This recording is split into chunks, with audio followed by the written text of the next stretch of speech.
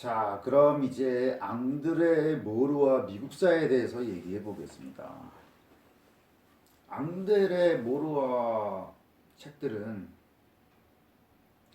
비록 옛날에 쓰여진 거긴 했지만 1900년대 중반 그래도 아주 잘 쓰여져 있어서 아직까지 사람들이 많이 보는 책인데 다른 역사책들하고 다른 거는 이제 약간 그 시대의 분위기라든지 아니면 어떤 인물들의 대사 이런 걸 통해서 딱딱한 역사책이 아니라 어떤 문학 작품을 읽는 듯한 그런 느낌을 주는 책입니다.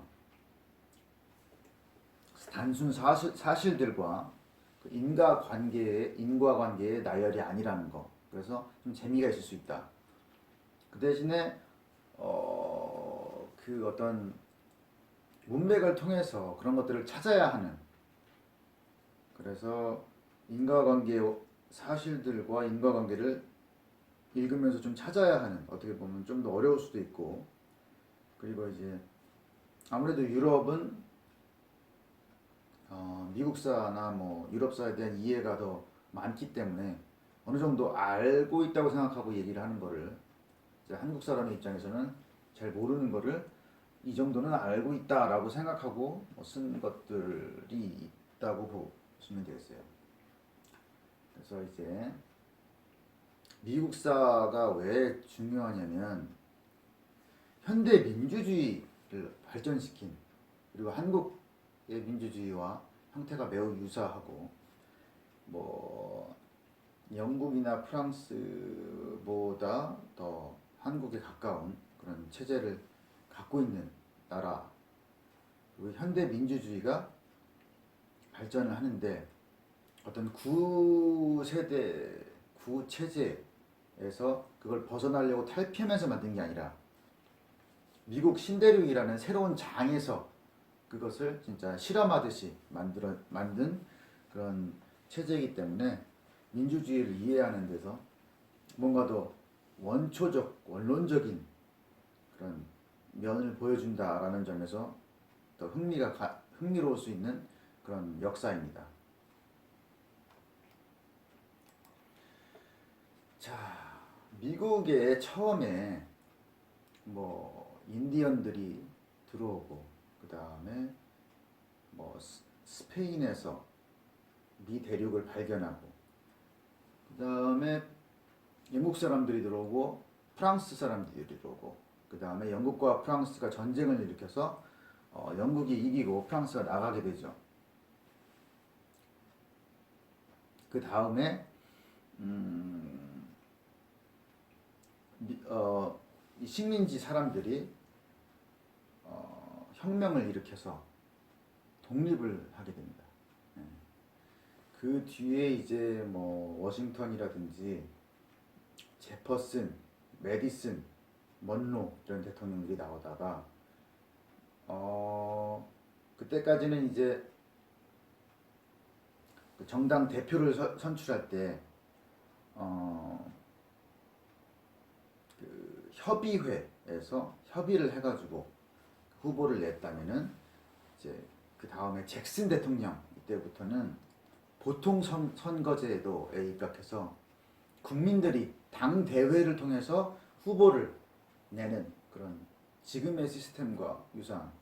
그래서 처음이 이제 약간 뭐 똑같지는 않지만 옛날 고대 그리스의 민주주의와 비슷하다면은 귀족들에 의한 민주주의.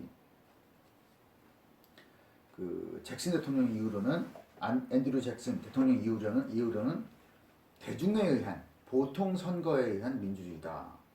그래서 그런 게 있었고, 그다음에 서부 발전이 계속 이루어지면서 노예주와 자유주 간의 어떤 그 대결 구도. 뭐냐면은 그 노예주가 줄어들면은 그 의회에서 노예주들의 입지가 점점 적어지기 때문에. 근데 이제 서부가 발전하면서 그렇게 될 수밖에 없었어요. 왜냐면 서부에는 노예가 필요가 없었거든요. 노예가 있지도 않았고 그래서 이제 남부주들이 탈당을 하게 되면서 탈당이 아니라 연합 탈퇴를 하게 되면서 전쟁이 벌어지게 되는 거죠. 그래서 남북 전쟁이라는 큰 내란을 겪고 그 내란 다음에는 이제 그 후로는 그렇게 큰 내란은 없었는데 부정부패들이 있었어요. 그래서 뭐 그로버 클리블랜드라든지 아니면 시어도어 루스벨트 이런 사람들이 이제 개혁 정치를 전개를 하게 됩니다. 그리고 이제 멀러주의에 입각해가지고 미국은 이제 다른 나라가 미 대륙 남미를 포함해서 침범하는 것도 용납하지 않겠지만 우리도 유럽이나 다른 세계의 일에 관계하지 않겠다라는 원칙을 지키다가 그걸 깰 수밖에 없었죠.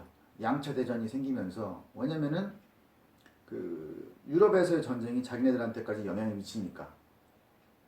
그래서 이제 멀로주의를 유지하려고 했으나 참전을 결국 하게 되고 그 양차 세계 대전은 둘 다 미국 때문에 미국이 이제 승전국이 돼요. 왜냐면요 공업국으로서의 어떤 탁월함, 그 보급이나 물자, 식량 이런 거에서 우세했기 때문에 그다음에 뭐 당연히 무기라든지 그래서 양차 대전을 겪으면서 오히려 더 부자 나라가 된 그런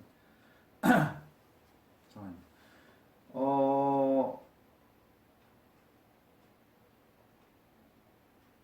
그렇게 해서 이제 미국이 발전을 해서 오늘날에 이르게 됩니다. 자, 그럼 인디언은 어떻게 생김새가 몽고족과 비슷하다. 그래서 몽고 쪽에서 가지 않았겠느냐. 자, 그럼 어떻게 갔어요? 베링 해협을 통해서.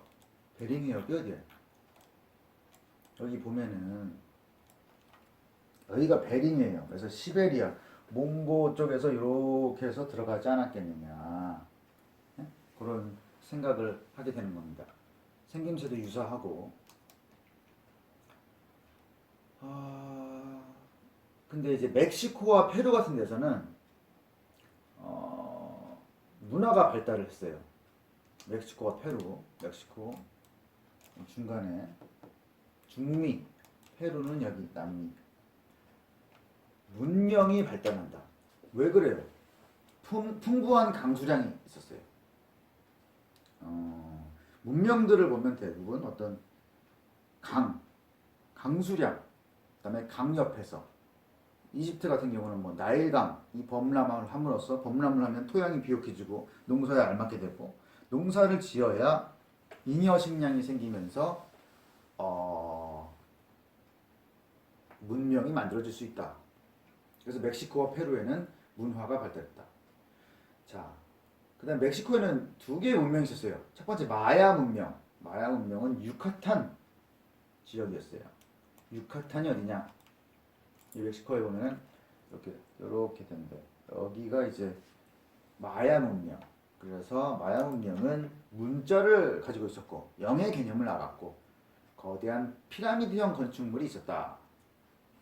그리고 이제 이따 소개할 그 아스텍 문명과 마야 문명에서는 인간 재물 풍습이 있었다. 자, 그래서 아스텍 문명은 멕시코 시티 인근이다. 멕시코 시티 어디예요? 여기가 멕시코 시티입니다. 이쪽이 아스텍 문명. 그래서 어떤 게 있었느냐? 호수로 둘러싸인 섬 위에 있던 수도 멕시코 테노치티틀란이 있었습니다. 그런데 이 문명들은 유럽인들한테 쉽게 붕괴가 됐는데 그 이유가 뭐냐? 저기를 가진 피정복민 위에 세워진 문명이었다. 그리고 무기 면에서 스페인의 무기가 훨씬 월등했다. 그 다음에 제일 중요한 이유는 종교적인 거였는데요.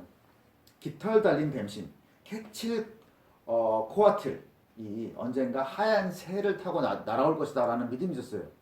근데 이제 스페인 범선의 하얀 돛을 보고 이게 새라고 생각하고 스페인 사람들이 생김새도 하얗고 그러니까 이게 자기네들은 다르잖아요. 신이라고 생각한 거예요. 그래서 그냥 나라를 선뜻 내주게 됩니다. 그래서 그때 뭐 스페인 사람들은 금을 많이 착취해 갖고 그다음에 페루에는 잉카 문명이 또 비슷하게 있었고 비슷하게 몰라 그랬어요. 그 반면에 이제 북미의 인디언들은 문명이 따로 없었고 유목민들이었다. 왔다 갔다 하면은 이게 문명이 발달할 수가 없어요. 들소를 사냥하면서 생활을 했었다. 자, 스페인 사람들이 그 다음에 들어옵니다. 향신료에 대한 수요가 있었어요. 그리고 향신료를 얻으려고 하려면 유럽에서 향신료가 어디냐면 동남아 쪽에 있어요.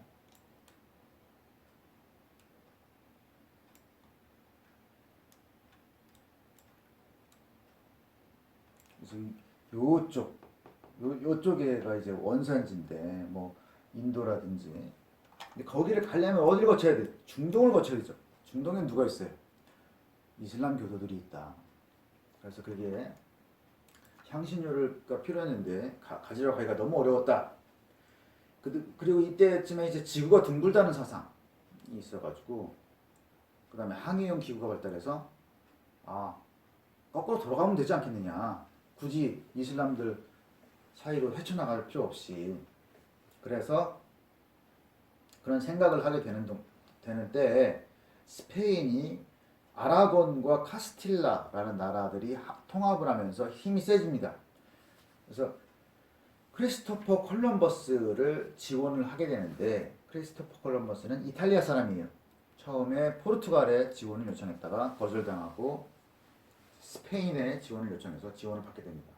그래서 1492년에 드디어 육지를 발견합니다. 근데 이거는 이제 미국 본토라기보다는 서인도 제도의 섬들이에요. 바하마, 쿠바, 아이티,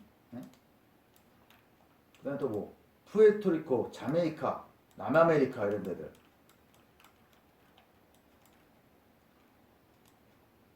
여기 보면은 미국에서 바하마가 요거예요. 바하마, 쿠바, 아이티 이런 데를 발견한 겁니다. 금을 찾으러 갔었죠.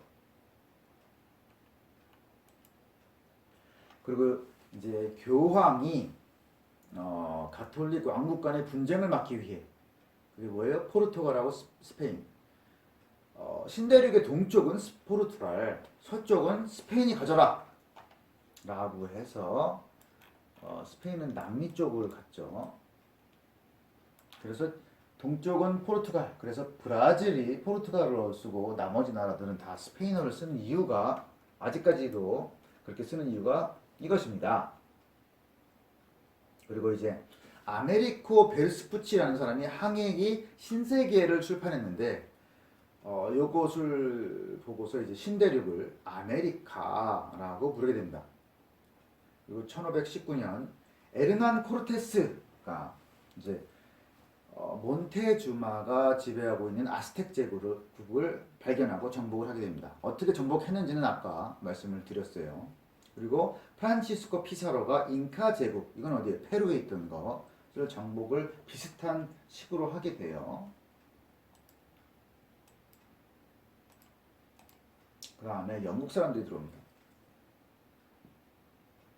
처음에는 뉴펀들랜드의 대구 생선하고 레브라도 해안을 발견하게 돼요.